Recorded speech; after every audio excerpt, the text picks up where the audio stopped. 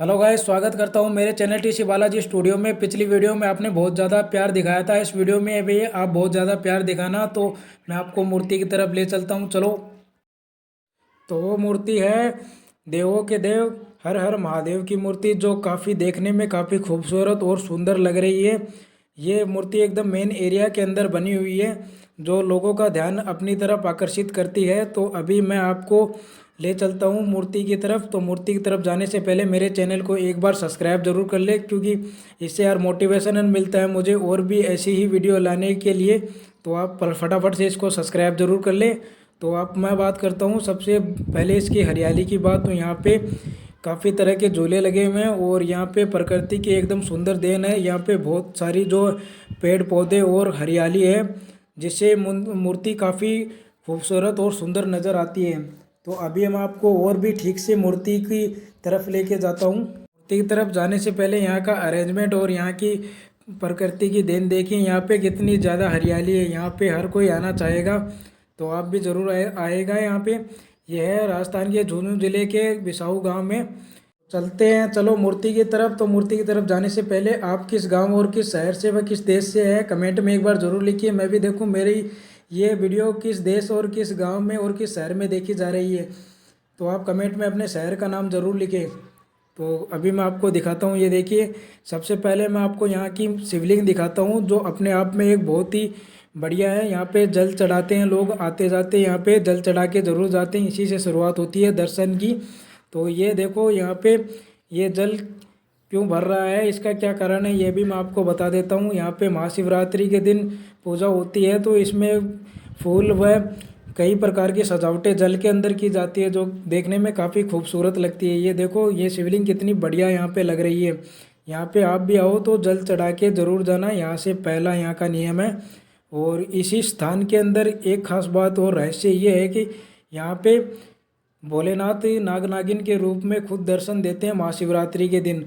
तो यहाँ पे ये 1 मिनट के लिए दर्शन देते हो और 1 मिनट के बाद ये कहाँ गायब हो जाते हैं, कुछ पता नहीं है। ये आज तक इस मूर्ति का और इस स्थान का रहस्य है। और ये नाग नागिन कहाँ चले जाते हैं अचानक, तो इसका रहस्य भी आगे आपको मैं बताऊँगा कि ये गायब कहाँ हो जाते हैं और कब ये दिखते हैं।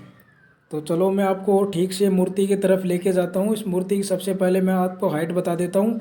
132 फुट की ये प्रतिमा है महादेव की, जो इस गांव की बिसाऊ की सबसे बड़ी मूर्ति है।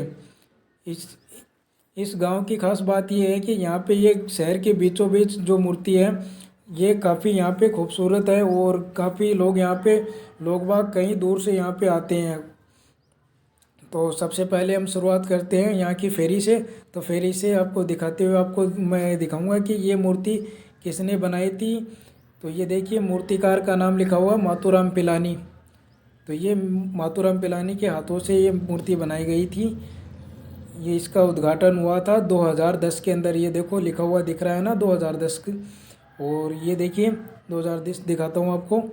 इसका उद्घाटन 2010 में हुआ था और ये 2010 में पूरी तरह से कंप्लीट हो गई थी। लेकिन इसके अंदर आप ये मूर्ति देखो तो इसमें एक कमी है। आप मुझे कमेंट में बताना इस मूर्ति में किस चीज़ की कमी है। अगर नहीं पता तो मैं आपको लास्ट के अंदर दिखाऊंगा, लास्ट में बताऊंगा कि यह इसमें क्या कमी है। तो चलो हम चलते हैं अभी आगे। और भी काफ़ी चीज़ और काफ़ी रहस्य इस मूर्ति के हैं, जो आपको मैं एंड तक जाते जाते आपको बताऊंगा। इसको एंड तक ज़रूर देखना और एंड में आपको कुछ ऐसे रहस्य बताऊंगा ना तो आपने कभी देखे होंगे ना सुने होंगे। तो आप एक बार एंड तक इसको पूरा वॉच करना और पूरा देखना। तो चलो, मैं आपको और भी आगे लेके जाता हूँ और भी मंदिर जो दिखाता हूँ। उससे पहले मैं आपको फिर से एक बार मूर्ति दिखाता हूँ, इसके अंदर क्या कमी है वो आप मुझे बताइए। फिर आपको लास्ट में मैं बताऊंगा। इसके नीलकंठ महादेव भी कहा जाता है। नीलकंठ महादेव की कहानी तो आपको पता है कि इन्होंने जहर जहर पिया था, इससे इनके कट नीले पड़ गए थे, इसको इसलिए इनको नीलकंठ महादेव भी कहा जाता है। और इस मूर्ति का नाम भी नीलकंठ महादेव की मूर्ति है, जो 132 फीट की है। तो यहाँ पे ये देख रहे हो, ये देखो कितनी सुंदर यहाँ पे प्रकृति का नज़ारा दिखाया गया है, कितनी हरियाली है यहाँ पे। आपका भी मन करता होगा आने को, तो एक बार झुंझुनू जिले के अंदर इस बिसाऊ गांव में ज़रूर आइए, इस मूर्ति के ज़रूर दर्शन कीजिए। इस मूर्ति की खास बात यह है कि यहाँ पे आने वाले के 15 से 1 महीने में जो मनोकामना आपने मांगी है वो पूरी होती है। और इसके साथ ही इसकी खूबसूरती देख रहे हो गार्डन की, कितनी बढ़िया यहाँ पे खूबसूरती है। यहाँ पे आप बैठ के विश्राम भी कर सकते हैं, आराम कर सकते हैं, और 2-3 घंटे कितने भी घंटे आप यहाँ पे रह सकते हैं। ये 24 घंटे मंदिर खुला रहता है भोलेनाथ की कृपा से। यहाँ पे बहुत ही एकदम ऐसा लगता है कि आप यहाँ पे आओ तो यहाँ से जाने का कभी मन नहीं करेगा। एक बार आप यहाँ पे आके ज़रूर देखना। और इसके अंदर क्या कमी है ये वीडियो को देखते देखते आपको आप मुझे बताना, नहीं तो मैं आपको लास्ट में बताऊँगा। तो अभी मैं चलता हूँ दूसरे मंदिर की तरफ, जो यहाँ पे काफ़ी प्रकार की मूर्ति है। सबसे पहले है गणेश जी की मूर्ति, जो कितनी खूबसूरत दिख रही है ब्लैक कलर के अंदर। इसके अरेंजमेंट और इसके एकदम बढ़िया तरह से इस मूर्ति को बनाया गया है। ये देखिए, ये मूर्ति भी एकदम गणेश जी की है, इसका थेऊर नाम है।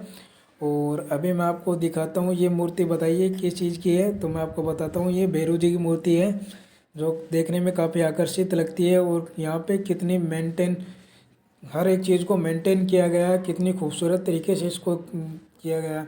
तो ये देखिए, आपको यहाँ पे सीसीटीवी कैमरे की नज़र में है, तो यहाँ पे कोई हरकत ना कीजिएगा। और यहाँ पे वीडियो और फोटो खींचना एकदम से अलाउ है। आप वीडियो बना सकते हो, फ़ोटो खींच सकते हो। तो यहाँ पे देखिए, ये है जो बड़ी मूर्ति है उसका छोटा रूप ये है। इस प्रकार की मूर्ति है, इस मूर्ति में भी वही गलती है जो बड़ी मूर्ति के अंदर है।